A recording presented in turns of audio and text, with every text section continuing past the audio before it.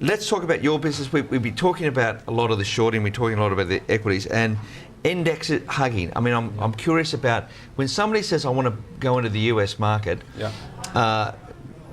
you'd look to go into an index. Is that how it would work out for Navwealth? Well, and what do you do? Yeah, so and the other, I suppose the other question is, product supply, is that an AMP dominated space, or do you say, look, hang on, we'll buy a bit of this, we'll buy a bit of that? How does that work out? So the first question is, I guess, when we go offshore, what are we going to do?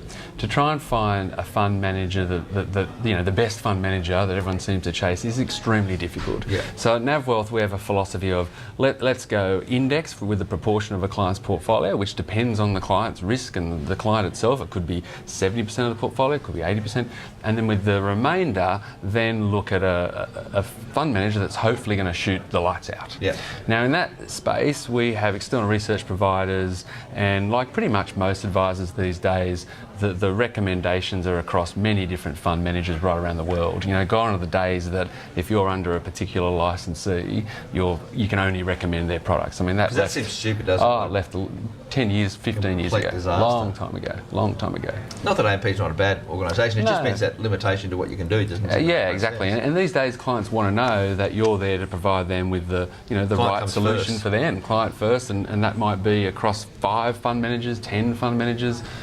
Depends on the client. How did Bernanke affect you in terms of, obviously Carl's got some idiots about him, but how did Bernanke affect you?